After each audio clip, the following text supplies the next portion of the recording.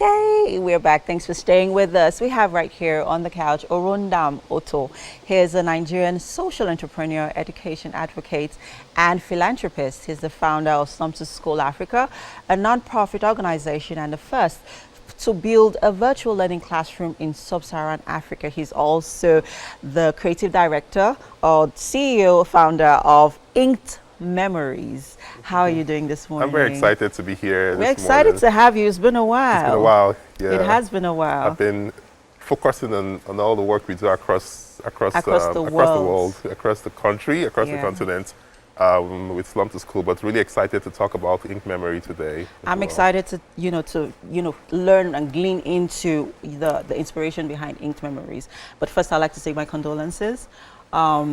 About your dad, because I mean I caught up on it. I was like, okay. And then when I saw the release or you mentioned it in your status about Dear Daddy, Dear Mommy, Inked Memories, I knew that that somewhat inspired. But hey, talk to us about the inspiration behind Inked Memories. Thank you very much. So Inked Memory is I'll say a storytech company. Okay. And the focus is to see how we can inspire, support, provide platforms for individuals, families, institutions, the society in general to document our stories, preserve our memories, and also our history. We are aware of how much of our history is being lost, not just because we don't tell them, but also because we don't document them. Right? Many times what we learn are the stories or the history that has been documented by people who probably watered them down. Yeah, has been adulterated. Yeah, and many times we look at history as some external story or external events, forgetting that the greatest history we have are the histories or the stories in our families. Right. So how much of our parents do we really know?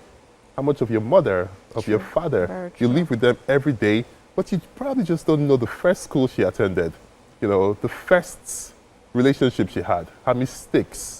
You probably don't even know her date of birth, not just her month and day, but what year she was born or what year your dad was born. And so my dad was a very great storyteller. He loved to tell us so many stories and historical events. And at some point I told him, Dad, you need to write down these stories for us, right? So that our children, our grandchildren, and future generations can glean into some of these very inspiring memories that you have.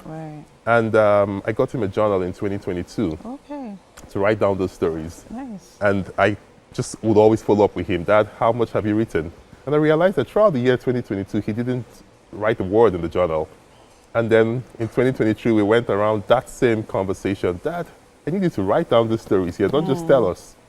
And in January, February, up until December, my dad still had not written a word. But I'm like, okay, there's so much time. We have the world, and we have so much time in future for you to still put it together. There's no hurry. And then in January 2024, he fell ill briefly, and on the February 6th, he passed on. So it was really, really a traumatizing moment for me, just losing someone I had grown up loving, grown up knowing. And so while we were cleaning up his library, because he had so many books. He was so learned. We saw a book on the shelf, wrapped and kept, and it was unlike him because he had so many books just littered around, and you dare not help him arrange them because you would have... Yeah, you'd have scattered the whole place. He has a mental picture of where everything is kept. So this was pretty strange. Why would he wrap a book and keep on the shelf? So my younger brother took it up, opened it, and saw that it was a journal I gave to him 2 years ago. And when we opened the journal, we saw that my dad had filled it up. Wow. With over 200 answers to questions that were in it. Wow. It was such a priceless treasure, just learning about how much of our history I did not even know. How much of him, his parents, his grandparents, his great-grandparents, 4 generations before me.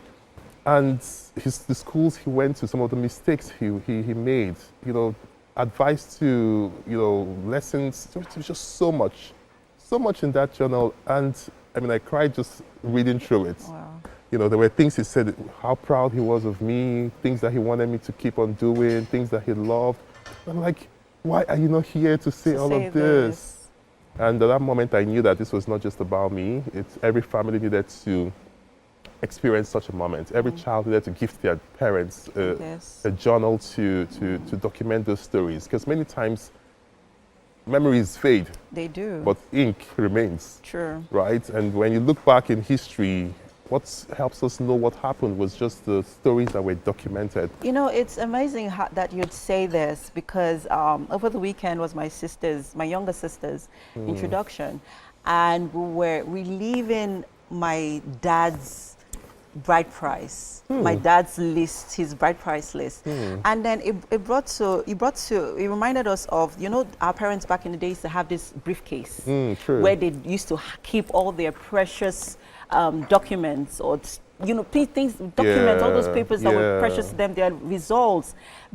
So my dad had the bride price list my mom's parents gave to him in that briefcase. And because we saw it, we remembered it, and we were just going through it and sort of comparing it to the bride price list that were given to my sister's husband to be. See how much things have changed. See how much things have changed. So, I mean, you know, looking at this now, imagine if, you know, your dad's bride price list was documented in this. It's beautiful. But then let's talk about how, because in history is our culture, and we see how in this parts, well, not just in this parts, our culture is gradually eroding, especially with the new generation coming in.